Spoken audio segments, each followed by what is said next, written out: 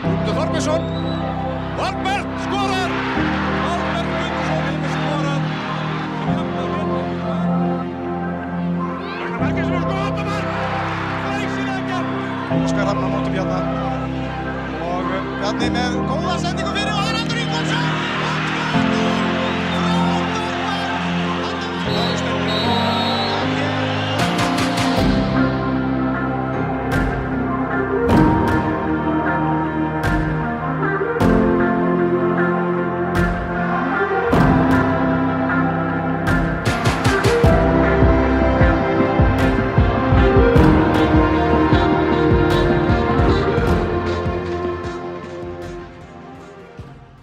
Hello and welcome back to the best of pod ever. Hey, I'm Ragnar for the second to last sort of in-season time this season. And I'm joined for this same second to last in-season time by... Tryggvi. What a masterful introduction. But don't worry, people. Not too many of those to sit through. Not too many more of those to sit through, for we only have one more game of Best of Deildin this season. We are here to talk to you about those games and the second to last games, which are done. Yes. Yeah, so I've had COVID, so I have some brain fog. Anywho. You'd never know. Oh, exactly. Anywho, should we start top half or bottom half? Top half, maybe. Let's get the boring stuff out of the way. Exactly. It is kind of the boring stuff, I guess. No, it's boring except for one major thing, which is unboring, right? Possibly the least boring it could possibly be in a football league, but whatever. IA Víkingur. Exciting stuff. 3-4 was the score. So Víkingur beating IA 4-3, just barely scraping by. An important win there for Víkingur. Let's just do the spoilers right off the bat, because it's going to frame everything here. FH Valur 1-1, the battle of the giving mids, if you will, as the kids would say. Irrelevant. Valur have become at this point in the season, unfortunately.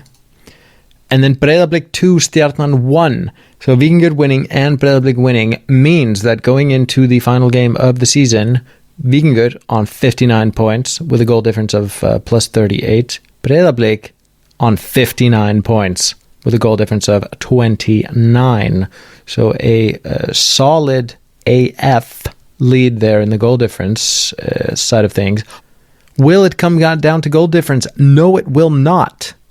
Because what is the final game of the season for Víkingur and for Breiðablik? Each other. So, I mean, I guess it can come down to goal difference, yeah. So if they draw, then, my God, then Víkingur wins. So that's sort of settled. But there's no sort of goal difference upsets available, is I guess what my COVID brain wanted to say. But we get a literal final, USA style. Someone on Twitter was arguing that it wasn't a literal final because Víkingur just doesn't have to lose, which means it's not a final because... That's true. Yeah, I don't know. I'm not sure. Yeah. It's not fully USA style, like I just said, I guess. It's not the Super Bowl crowning the world champions of soccer, but it is sort of a 2/3 final. A 1/3 final? What is it? I mean, it's... yeah. You can't get much more finally than this. It's I mean, there's nine goal difference between them, but yeah, they're tied on points. Yeah, they're playing each other in the last day, not just the last game, but the last day of the season. It's on a Sunday evening. Yeah, the very final game of the season, which was not undramatic in its own right, or what? No, so the drama has already started. There's been a lot of talk back and forth between these two teams. So this game, the whole round was supposed to be on Saturday, and then they moved it to Sunday. And then it came out in the last few days that Víkingur and I remember if it was KSI or the Players Association sort of argued that that Monday would make more sense given, Víkingur's European schedule. They just played today and won at home, kind of, at Breiðablik Stadium, and therein lies the pickle, because Breiðablik had agreed to letting Víkingur play their European games at Kópavogsvöllur and at Breiðablik Stadium, because Víkingur Stadium isn't up to UEFA snuff. Laugardalsvöllur, the national team stadium, is currently under construction, so it had to be Breiðablik Stadium. But the condition they set for that was that this game would be on Sunday. So then when Víkingur applied for it to be on Monday, they said, okay, if you want it to be on Monday, then you can't play your European games at our stadiums. And yeah, like a lot of this stuff. And I mean, it's the famous example, sort of the exact same thing, or very similar thing happened last season when Breiðablik asked for an extension or sort of a later date to this game, not the final of the season. It didn't go down to that level last season, and then Víkingur refused. So some people then started calling Breiðablik childish. Breiðablik responded by saying this was all not Breiðablik, but the fans of Breiðablik came back and said, why is this news story even coming out? It's this is all the press is a puppet of the Víkingur establishment. Yes, the grand Víkingur establishment. I mean, it is hypocritical to one season later pull something like this, but I guess it's part of the sort of juicy drama of it all. But it would have also been sort of a very petty kind of self-own, or like cutting off your nose to spite your face, as they say, because according to the sources of the horrible tabloid thing that I was reading, then had Breiðablik gone through with this, so let's say they were going to play on Monday, and Breiðablik had pulled the plug and kept Víkingur from playing at their stadium, and Víkingur would have had to forfeit. Not only would Víkingur have forfeit, they were saying that then Icelandic clubs in general would have been sanctioned and probably kept out of the competition for a couple of years for pulling these sorts of shenanigans. Imagine pulling that sort of stuff when Breiðablik are very much like they're capable of playing in this tournament in coming years. Yeah, I mean that wasn't a bluff that anyone was going to call. I mean, there is no, like I said, there is no other option. The other option would have been somehow to move it to the Faroe Islands or something, which, I mean, you're not going to do at this point. UEFA would not have accepted that. No. So yeah. They could have just sort of hoodwinked them and diverted the plane in sort of Ocean's 11 heist style to the Faroe Islands, to some other stadium. No one would have known the difference if everyone just kept quiet. It would have been fine. It's true. Probably. I mean, I've seen pictures and I thought it was Iceland. Exactly. It was Faroe Islands. So, like, no problem. What do some Belgian football players know? So if only they'd reached out to us. But in any case, we got ourselves that is not only dramatic because of the sort of way that the footballing gods have lined it up, but also extra spicy because of this drama. So it really couldn't get any more heated, any more Hollywood, if you will. No, and then Arnar won't be on the bench because he got a suspension. Of course, obviously. Of course. So I think it ruins it a little bit, but I'm kind of hoping now to see Arnar run out of the stands and something win, crazy, lose or draw, and do something. I don't know. Yeah, it would. But who's your money on? It's on Víkingur still. I think so, especially after tonight. So they beat Cercle Bruges 3-1. Cercle Bruges, or however they prefer to be pronounced. They did rest some players, so like famously they didn't take, this wasn't their strongest team. They prioritized a little bit, unlike Víkingur, they didn't prioritize this game. Víkingur took their strongest team to this game, potentially sacrificing the game on Sunday. But still, it's still, like, in terms of rankings, it is a class above Víkingur, and Víkingur, went 1-0 down due to a sort of a defensive error, kind of, and came back and won 3-1. And I think if they can do that, and if they can muster up one last fight, I think they should be able to hold Breiðablik back. I think I'm being very unfair to Breiðablik. I think I've been quite unfair to Breiðablik all season. I just haven't been that convinced. I think they're sort of scraping through with this really great mentality, and I mean, great player as well. Don't get me wrong, but I think maybe because Valur and Stjarnan and sort of these teams, FO, haven't been as stable as maybe you would have expected them, then I think they're a bit closer to Víkingur than they should be. I don't know. Maybe this is being super unfair to them. But I think Víkingur are a better team. I was going to say, like, it's one hell of a scrape by to be 18 points clear. Yeah, I know. Yeah, no, I'm not being fair to them. I think it's more my point. I think Víkingur are a better team than Breiðablik. It's more just Europe has taken a toll. The Cups have taken a toll. They have injuries. Yeah, Mattias Williamson might be back. There's a small chance. I think probably not. It's more likely he'll be back for the next European game. But yeah, I think Víkingur have just enough juice to squeeze out at least a draw here. Yeah, I mean the odds are in their favor as much as we do like to call it a draw. I guess a final, I'd say yes, I do kind of agree that going into it like this and only needing a draw is a significant advantage. But I mean, it's also the sort of game that I don't think you can really call ahead of time. It does have that sort of final flair about it. So we're running a vote on Twitter. There's a day left at the time of recording. Right now, 2/3 of the votes are going Breiðablik's way for winning the title. Damn. I don't quite agree. Well. The internet. No. I mean, I can sort of see a future where Breiðablik win. You know, I can entertain that possibility. I don't know. I'm gonna go. Whatever. I'm gonna put my money on Breiðablik. That's what I'm gonna do. The future is green. Screw global warming. This is the future of Icelandic football. Víkingur and Breiðablik just taking turns when winning the title.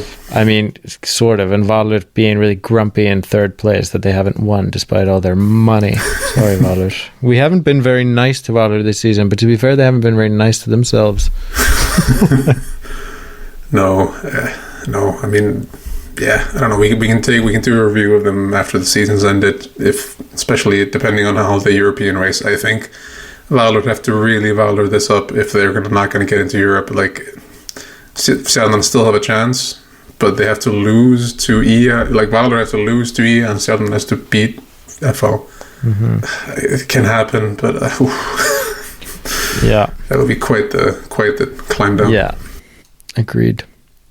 But you never know. It would be kind of funny. That'd be quite funny, yeah, but I'm not sure.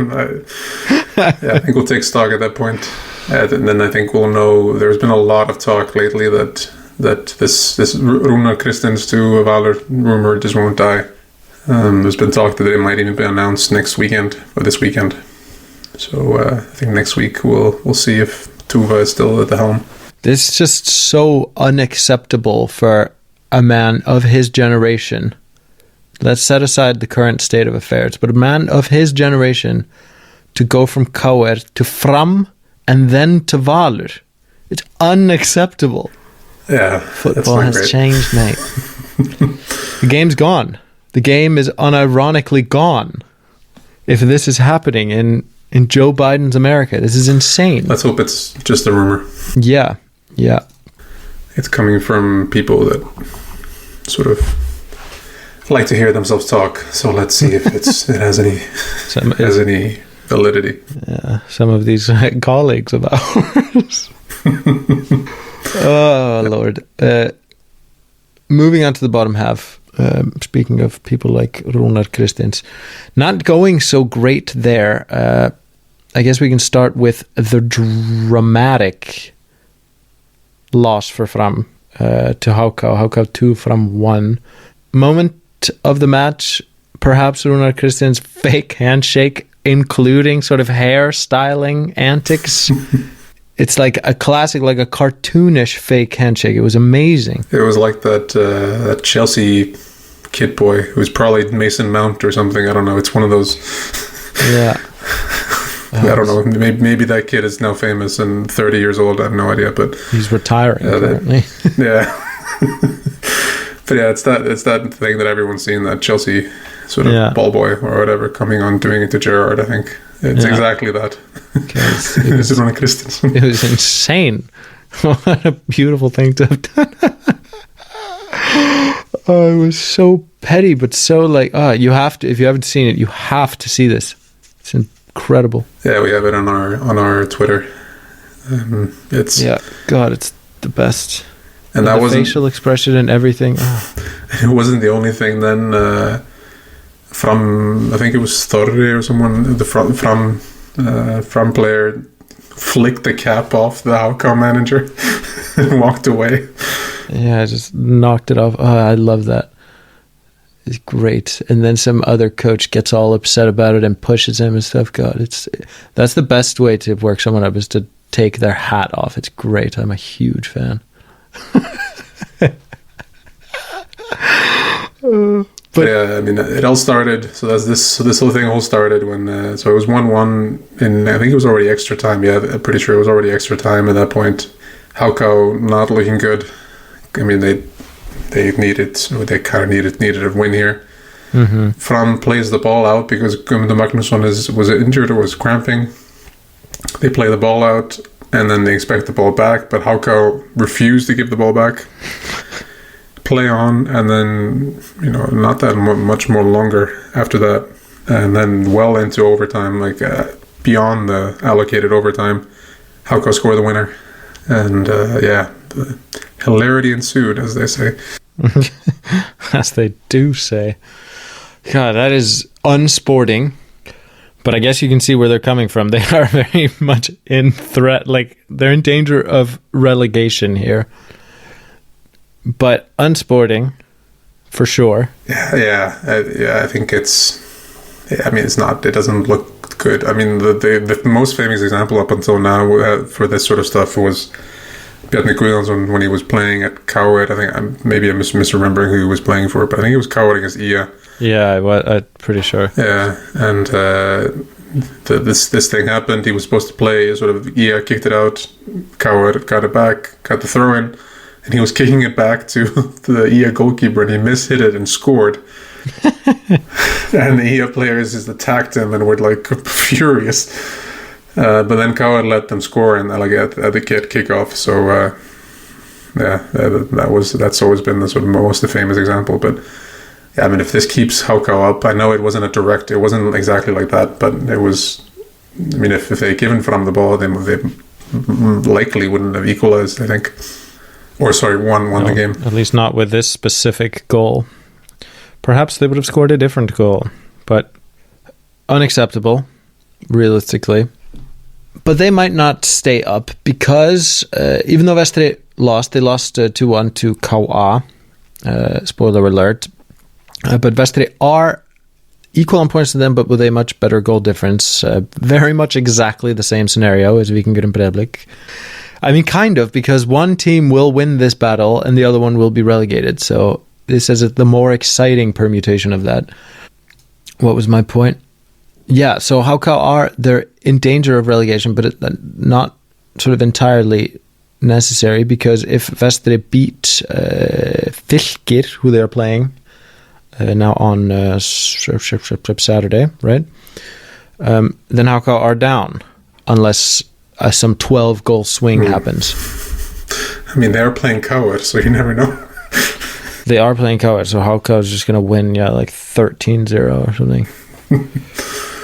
Yeah, could see it happening. I mean, KR beat Fylkir 1-0, which they should always have beaten them, realistically. But to beat them 1-0, I don't know, it's not a... I mean, Fylkir are an absolute shambles at the moment, so they probably should do better, but...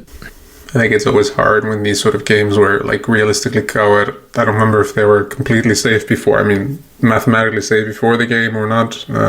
Probably not exactly. But, like, realistically. But realistically, yeah. Like, this sort of game where neither team is really playing for anything. Then Fylkir lose a player, sort of playing with 10 men, and Coward score? Do they really want to go chasing this game a lot more? And Benoni is the only one that really is chasing anything. He's chasing the goal record.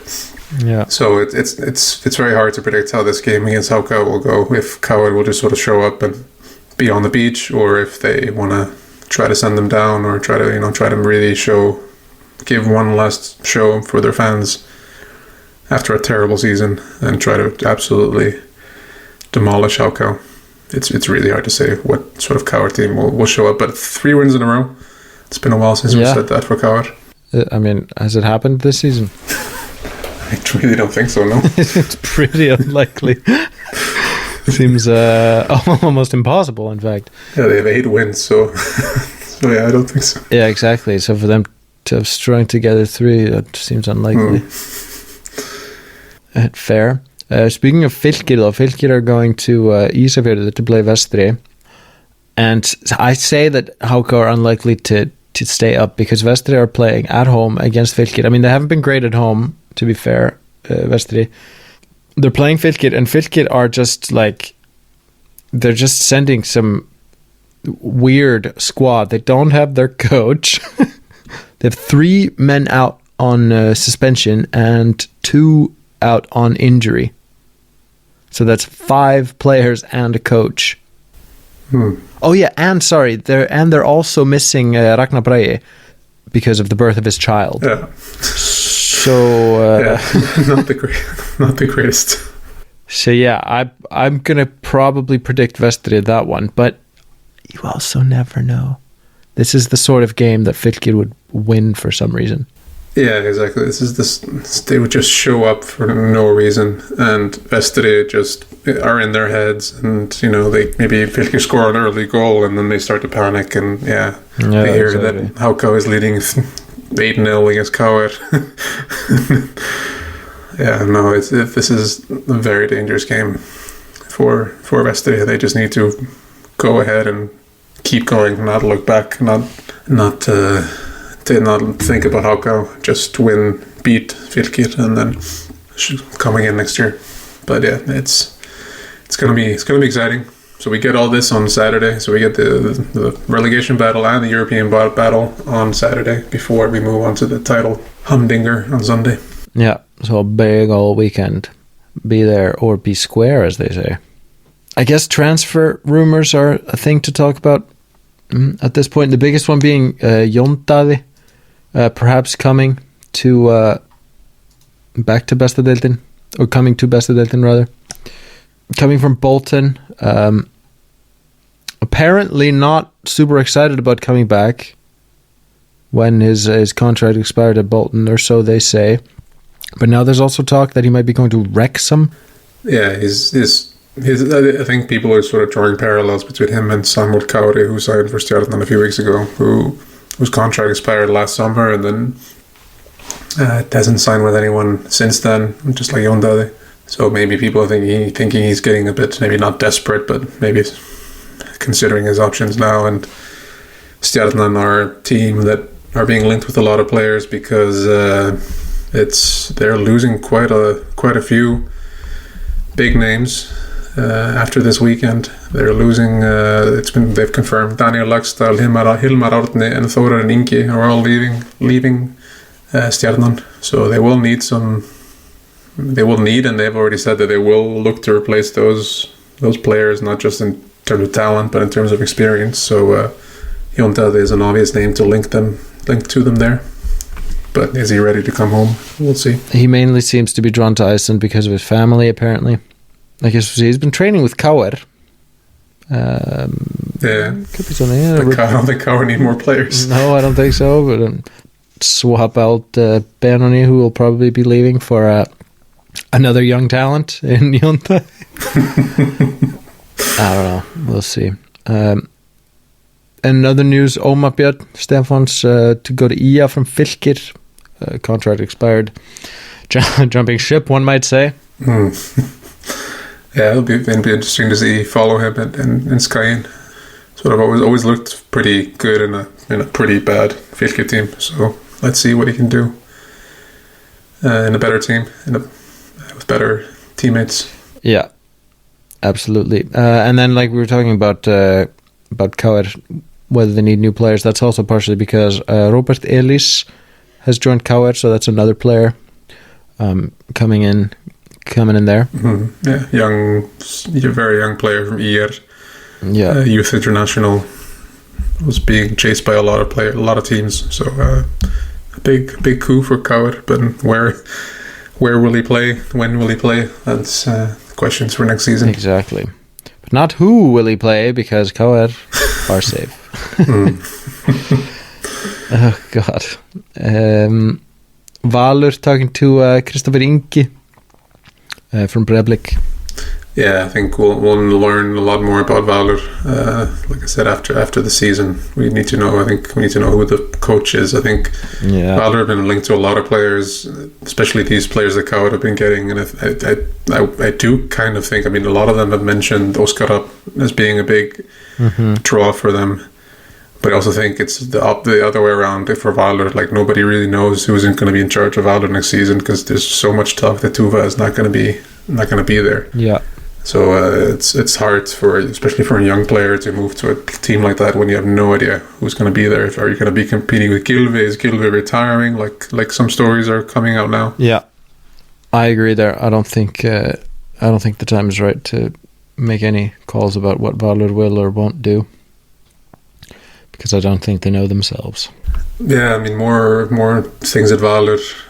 Like I said, there are some news coming out that Gylfi is thinking about retiring. You know, he's been quite open about the fact that he's still playing club football to be able to play for Iceland. And then, you know, the Icelandic league being how it is, he won't really play a proper game now until the spring.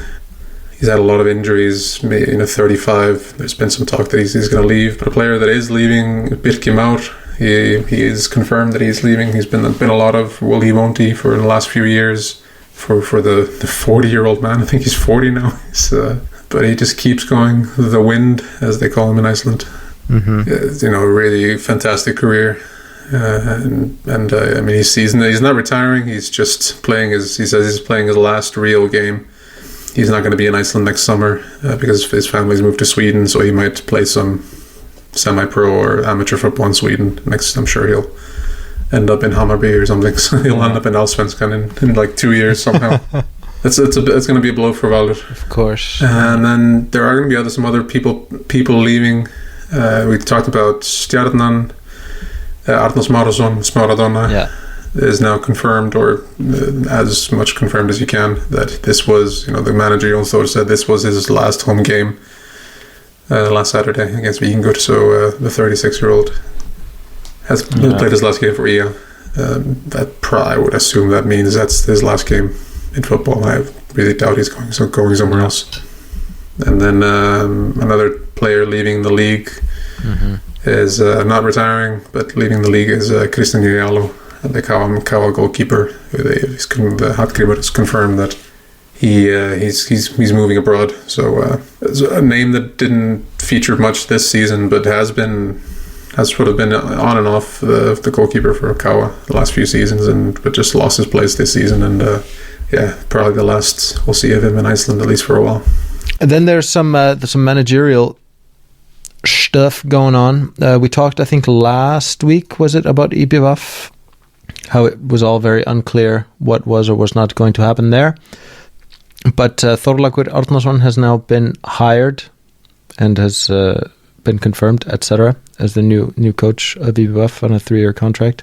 So he will be guiding them, at least at the start of next season in Besta Deildin. Yeah, an interesting name for sure. He's been the academy manager at Brommapojken in Sweden. He's been the technical director of the Hong Kong Football Association, working in Icelandic national team for the women's and men. I think his last job was working in a women's division and women's team in Portugal.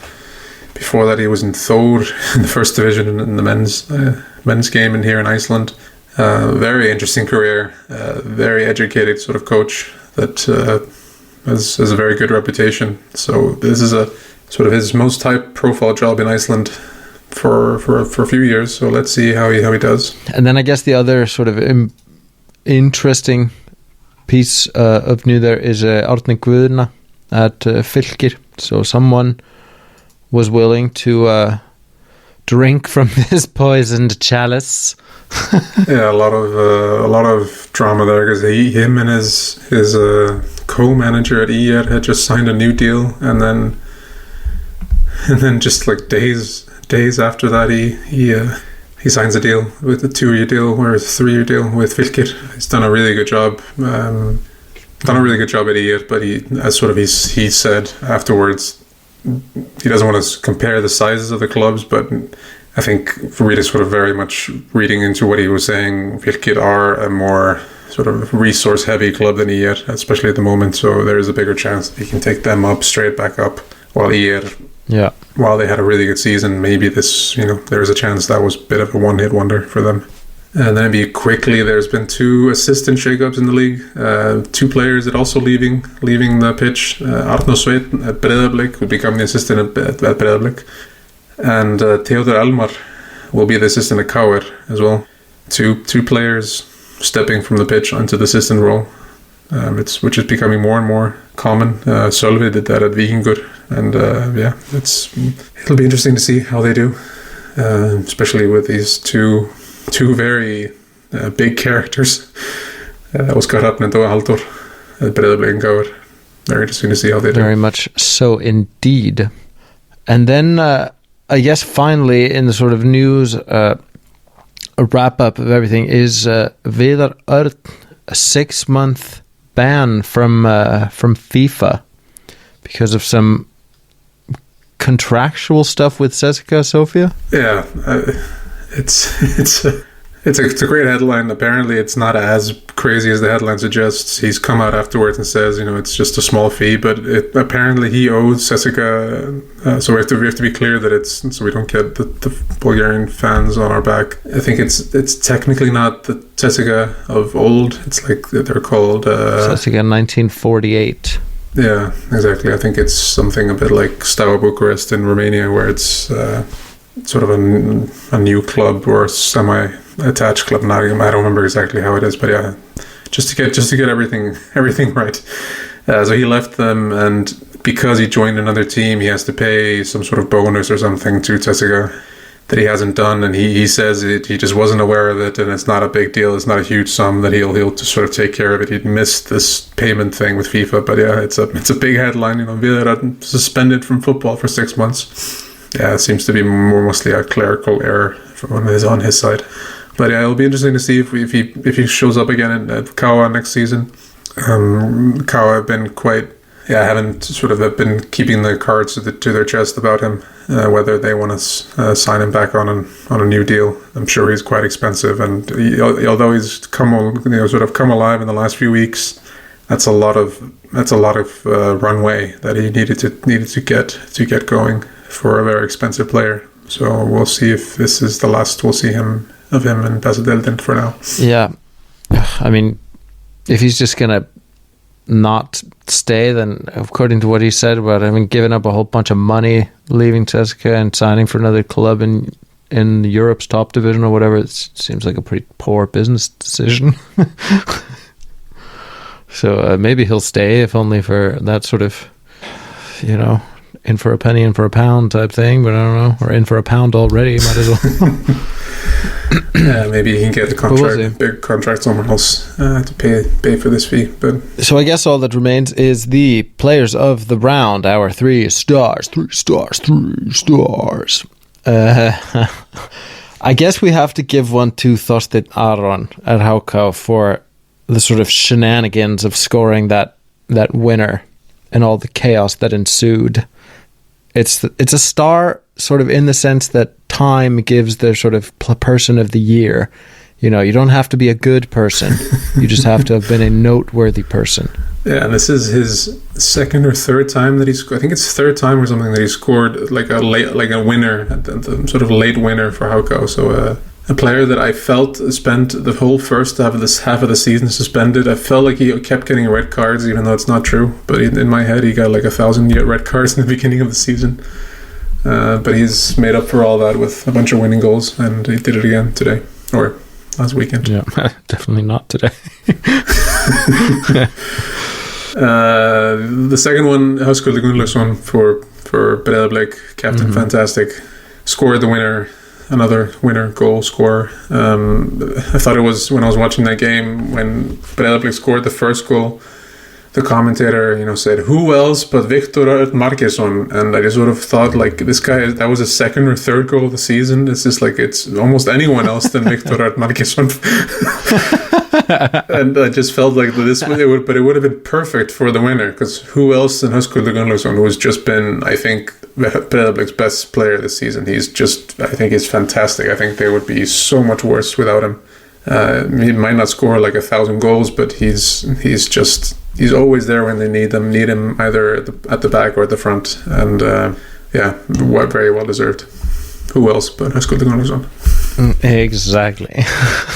Don't get me started on commentators and those that do and don't know what the hell they're talking about. Finally, Erlingur Agnars at Víkingur, scoring 2 goals. They're in this sort of narrow victory against IA, so I guess clinching the win for them in a sense. One of which, I'm harking back to a very early point in this long sentence, one goal of which was crazy. Yeah, so IA scored in the 86 minutes to go 3-2 up, and then Erlingur steps up and scores an insane goal to equalize in the 88th minute before, and then we even forgot to mention this because of all the other craziness with Háká. Then IA go on and score a seemingly perfectly legitimate winner, 4-3 winner, that was ruled out for seemingly nothing. A push on a player that sort of didn't seem to be affected by the push at all. Perhaps for plot reasons. Exactly. The Víkingur establishment, as Breiðablik fans have been quick to point out this week. And then Daniel Dejan Djuric, hashtag Triple D, as we've been calling him on Twitter, scored in the 96th minute. But yeah, Erlingur, very well deserved, kept them in this game, and then hilarity ensued, as they say. As they do say. Those are the 3 stars. I mean, honorary star to Runar for the handshake that we mentioned before, or the lack thereof. If we look ahead, as we are wont to do, we have kind of spoken about all of these games, but just to recap in case you weren't listening, KR play Háká in Vesturbær. So all of these, no, I'm lying, they're not all at 4. And they're probably not even at 4 their time. This is probably 4 my time, right? So I assume they're at 2. So at 2 p.m. So there are 3 early games. That's KR Háká in Vesturbær. There's Vestri Fylkir in Ísafjörður, and there's Fram Káa at Fram in Reykjavík. Then 2 hours and 15 minutes later, there is the European Europe off, I guess, in Valur IA at Valur. And then there is a Stjarnan FH, the sort of other side of this Europe off coin, if you will. And that is at Stjarnan in Garðabær. Then the day after, in Víkin, there's Víkingur Breiðablik at 5:30 Icelandic time. The final, the World Championship of Icelandic soccer.